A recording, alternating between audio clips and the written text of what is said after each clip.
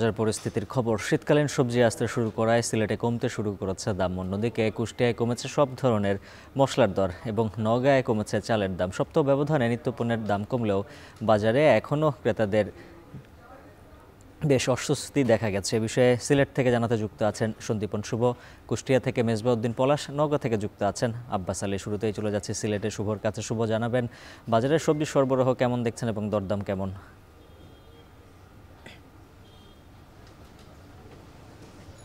উজ্জ্বল, শীতের আগমনী বার্তা এর মধ্যেই কিন্তু আমরা অনুভব করতে পারছি এবং এই আগমনী বার্তার সাথে সাথেই যেটি হয় যে মৌসুমি সবজি আসতে শুরু করে বাজারে এবং মৌসুমি সবজি সরবরাহ যখনই বাড়ে তখনই কিন্তু সবজির দাম কমতে থাকে এবং আজকেও সেই একই চিত্র আমরা লক্ষ্য করেছি।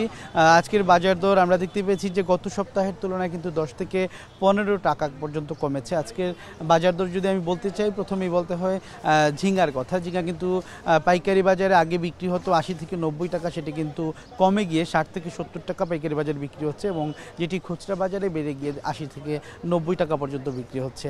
একই সাথে পেঁপের দাম অনেক কমে গেছে। আজকে পাইকারি বাজারে 22 থেকে 24 টাকায় পাওয়া যাচ্ছে পেঁপে এবং যেটি খুচরা বাজারে 30 থেকে 35 টাকার মধ্যেই পাওয়া যাচ্ছে। এর পাশাপাশি বেগুনের দাম অনেকটাই কমেছে। বেগুন আজকে পাইকারি বাজারে 40 টাকায় পাওয়া যাচ্ছে এবং যেটি খুচরা বাজারে 60 টাকা থেকে 70 টাকার মধ্যেই পাওয়া যাচ্ছে। এর পাশাপাশি যদি আমি বলি যে বাঁধাকপির কথা, বাঁধাকপি কিন্তু 60 টাকা পাইকারি বাজারে বিক্রি হচ্ছে এবং এটি খুচরা বাজারে কিন্তু 70 থেকে 80 টাকায় বিক্রি হচ্ছে। এর পাশাপাশি যদি ফুলকপির কথা বলি, ফুলকপি কিন্তু প্রায় একই রকম অবস্থায় রয়েছে। ফুলকপির দাম কিন্তু 70 টাকা কেজি দরে বিক্রি হচ্ছে, যেটি খুচরা বাজারে 90 থেকে 100 টাকা পর্যন্ত বিক্রি হচ্ছে।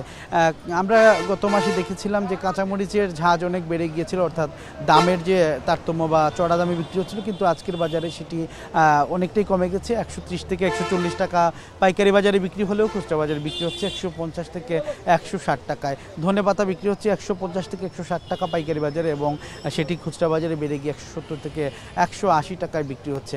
নানা পদের শাকও আমরা দেখতে পাচ্ছি এবং টমেটোর কথাও যদি বলতে হয়, টমেটোর দামও কিন্তু অনেকটাই কমেছে। টমেটো 70 থেকে 80 টাকা পাইকারি বাজারে বিক্রি হচ্ছে এবং খুচরা বাজারে সেটি বেড়ে গিয়ে 100 টাকা থেকে 110 টাকায় বিক্রি হচ্ছে।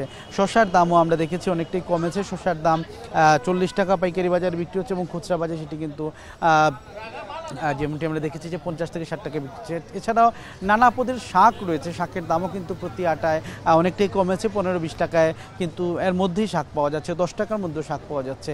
তো নানা ধরনের সবজি এবং শাকের দাম কিন্তু কমেছে। শীতকালীন সবজির সরবরাহ বাড়ায়, এতে ক্রেতারা সন্তুষ্ট, বিক্রেতারাও বিক্রি করে তারা বলছেন যে অধিক বেশি বিক্রি করা সম্ভব হচ্ছে। তো উজ্জ্বল, এই ছিল সিলেটের সবজি বাজার থেকে আমার কাছে সর্বশেষ। এবার পলাশ, জানাবেন কুষ্টিয়ায় মশলার দর কতটা কমলো?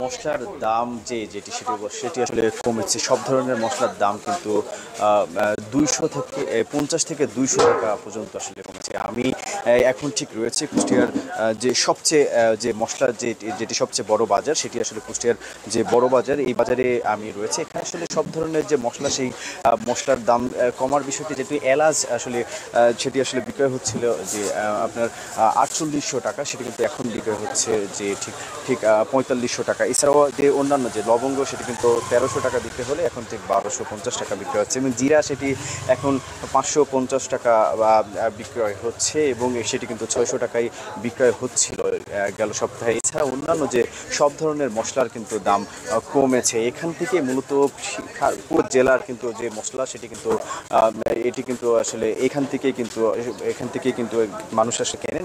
তারা কিন্তু এইখান থেকে কিন্তু দোকানদাররাও, যারা খুচরা যারা দোকানদার আছেন, তারাও কিন্তু ঠিক এখান থেকে কিনে কিন্তু তারা কিন্তু তাদের যে দোকানগুলোতে কিন্তু বিক্রয় করেন। একটু বলে রাখি যে এই যে শুধুমাত্র মাসের শেষ একটি সময়, এই সময়ের কারণেই যে দাম কিন্তু কমেছে। এছাড়াও যে সরবরাহ যে বিষয়টি, সেটি কিন্তু ব্যাপক পরিমাণ সরবরাহ রয়েছে। এতেই কিন্তু আসলে যে কমার যে বিষয়টি, সেটি আসলে রয়েছে। এছাড়া একটু বলে রাখি যে আমি কথা বলেছি যারা ব্যবসায়ীরা রয়েছেন, তারা বলছেন যে মূলত এই সময়ে আসলে যে বেচা বিক্রি কিন্তু একেবারেই যে কমের যে বিষয়টি, সেটি কিন্তু রয়েছে।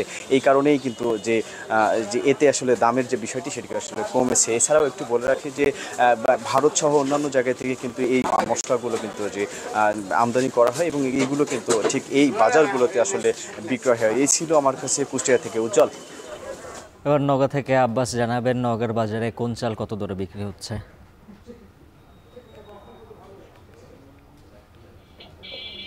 উজ্জ্বল হাফিজ, আপনাকে একটু জানিয়ে রাখি যে অর্থাৎ চাল আমদানি পর গত 3 সপ্তাহ থেকে সব ধরনের চালের দাম কমেছে কেজিতে 3 থেকে 4 টাকা পর্যন্ত। তবে চালের দাম কমলেও সর্বোচ্চ দামে চাল বিক্রি হচ্ছে, অর্থাৎ 75 টাকা কেজি পর্যন্ত বিক্রি হচ্ছে, যার কারণে বলা যায় যে চালের বাজার বেশ চড়া। আর এই দাম চড়ার কারণেই কিছুটা অস্বস্তি বিরাজ করছে। আমি এখন অবস্থান করছি নওগাঁ পৌর খুচরা চাল বাজার। এখানে চালের দামের কথা যদি বলি, যেখানে কাঠারিগুড় চাল বিক্রি হচ্ছে 72 থেকে 75 টাকা কেজি, জিরা সাহেব 70 থেকে 72 টাকা কেজি, B28 চাল বিক্রি হচ্ছে 62 থেকে 65 টাকা কেজি, এবং আমদানিকৃত যেসব চাল রয়েছে সেগুলো বিক্রি হচ্ছে 70 থেকে 72 টাকা কেজি, এবং মোটা জাতের স্বর্ণা 5 চাল বিক্রি হচ্ছে 55 থেকে 58 টাকা কেজি। আপনাকে জানিয়ে রাখি যে যেহেতু যেসব চাল আমদানি করা হচ্ছে সেগুলো যেহেতু 70 থেকে 72 টাকা কেজি দরে বিক্রি হচ্ছে, এবং স্থানীয় যেসব চাল রয়েছে সেগুলোও 70, অর্থাৎ সরু জাতের চাল বিক্রি হচ্ছে 70 থেকে 75 টাকা কেজি।